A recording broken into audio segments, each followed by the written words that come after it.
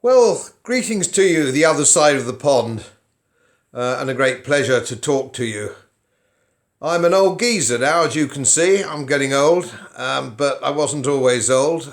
Some years ago, we had a proposition put to us by politicians. They said it would be a good idea if we joined something called the common market, going back to about 1972. It would be a very good idea, and we thought a common market. Well, I'm a free trader, I believe in free trade, and I thought that sounded like a good idea as well. And so anyway, we joined it and we ratified it with a referendum a few years later. We all voted and decided to stay in, although the decision had already been made. Common market, free trade, cross borders, it all sounded extremely good. It sounded like a very good idea to me and most of the country. But it didn't quite turn out like that. We weren't quite told the truth about what the project actually was. And it wasn't what we thought. I believed in free trade. I still believe in free trade. But of course, this wasn't free trade. This was a protectionist organisation, the European Union. It's about tariffs and keeping goods out that don't come from the European Union, which makes them too expensive to buy. So, for example, Californian champagne. Californian champagne is about 1/3 the price of French champagne, but it's so heavily tariffed we can't buy it over here. When we were in the European Union, we couldn't buy oranges from Florida or cranberries and all sorts of other things. We couldn't buy Argentinian beef. We couldn't buy New Zealand lamb, which we were used to getting, or Australian lamb. We couldn't buy all these things. It all had to come from the European Union, so it wasn't a free trade agreement at all. It was a protectionist racket, and everything was more expensive. And then we ended up in this organisation, and we were the major customer to the tune of 80-20. So 80% of our goods were imported from the European Union, only 20% of our goods were bought by the European Union. So it was really, really skewed in the European Union's favour. They could then fish in our waters, and of course all the Spanish and French boats came into British waters and took all our fish, and it saw the collapse of our fishing industry. And for all this, believe it or not, we were paying in the tune of, to join this organisation, our membership fee was somewhere in the region of $20 billion a year. Can you imagine going to the mall in America, if you go with your parents and you're going to do some shopping and you're very good customers of your local mall, and they charge you for going in? They charge you for being a customer. Can you imagine the stupidity and irony of that? Absolute madness.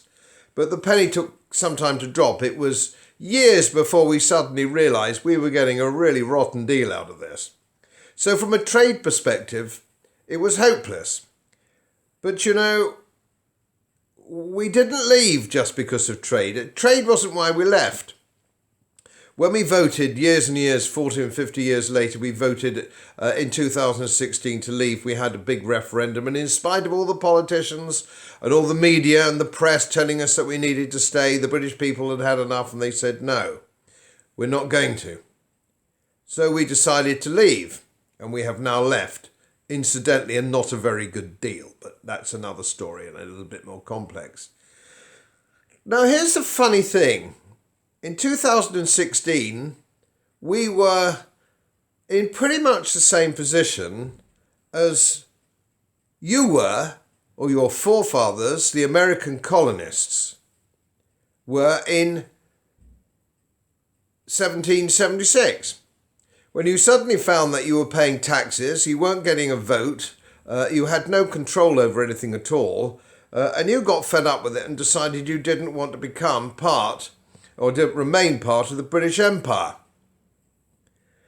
Now, we felt a little bit like that as well. We felt disenfranchised, we felt that we weren't getting a fair deal, and we decided that we'd like to go back to our old ways, which is a constitutional monarchy and parliament. And elect our members of parliament to look after our interests and do what we want and do the laws that we want and undo the laws that we don't want.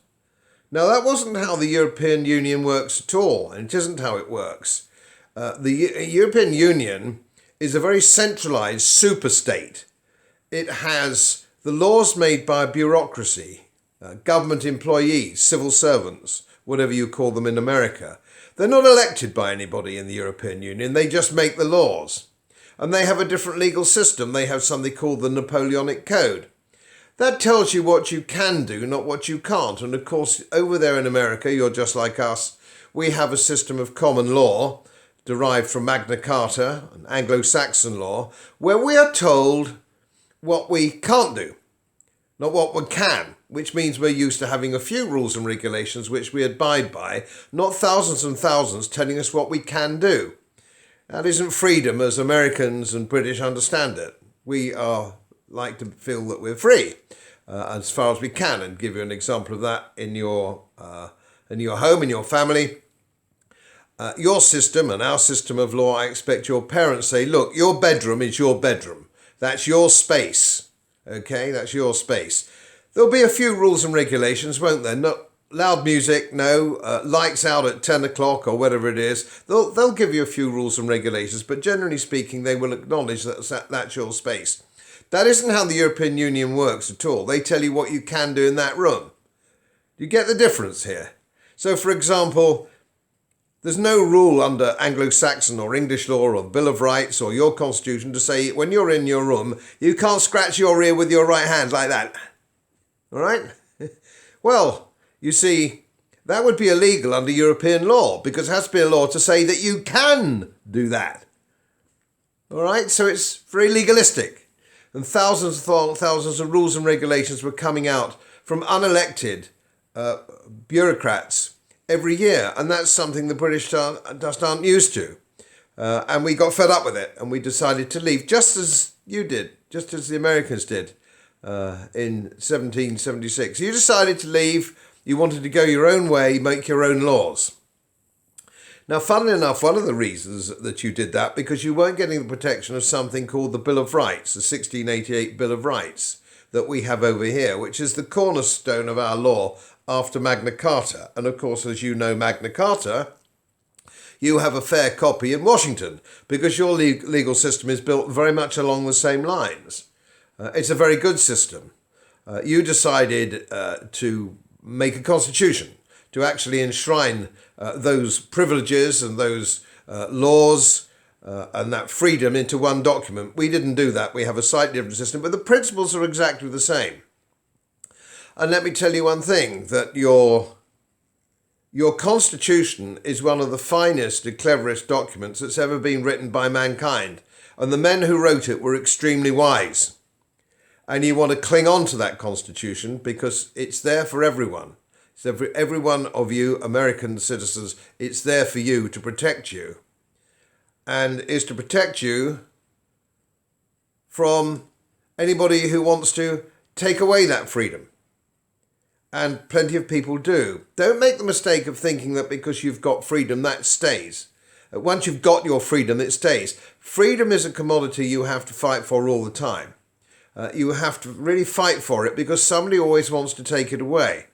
It's like your iPad or your cell phone. You keep an eye on it because somebody will probably want to steal it from you if you're not careful.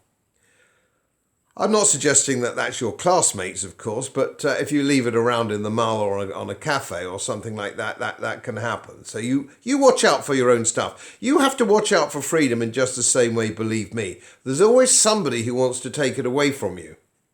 Ironically, it's usually the government that wants to take it away from you. It doesn't matter, not just the American government, but the French government or the German government or the British government. They're the ones who want to take away your freedoms, not necessarily because they're bad people. It's think they know better than you do. They think that they can manage your life better than you can manage your own life. And of course, we've seen that where that leads historically. They can't, and it doesn't. The only people that can manage your life properly, and when you grow up, it'll be you, and at the moment it's your parents. They know what's best for you, your parents, and your own family. Now, you might do things differently from the family down the street, or you might have a different view from your state to another state. So in your state, you might think differently to those people in California or Texas or South Dakota. But generally speaking, the best kind of government is local. You make the rules locally for yourselves. Nobody can make the rules better for you and your family than your parents and your local town by people in your local town, not people thousands of miles away. This is something that's fundamentally important to the freedom of both our countries. And of course, we're the oldest friends, aren't we? America, the United States of America and Britain, apart from that unfortunate war of 1812, the Anglo-American War of 1812, nobody really knows what that was about, really. We've always been friends and we've stuck together through thick and thin. We have the same language, the same values, and you will know, when you get a bit older, if you haven't already been to England, how welcome you will be made when you come to England. Believe me. And I have been to 32 different states in the United States, and I have been made extremely welcome in all of them. So we are very, very closely bonded. And the reason, as I say, that we left the European Union is that we wanted to go back managing our own affairs as we had done for 1,000 years. Forget trade. Trade was important, but it wasn't the real reason that we left in 2016. We left because we wanted to go back to ruling and governing ourselves, even though sometimes we don't make a very good job of it. I'm looking forward to having some question and answers with you, some Q&A with you very soon.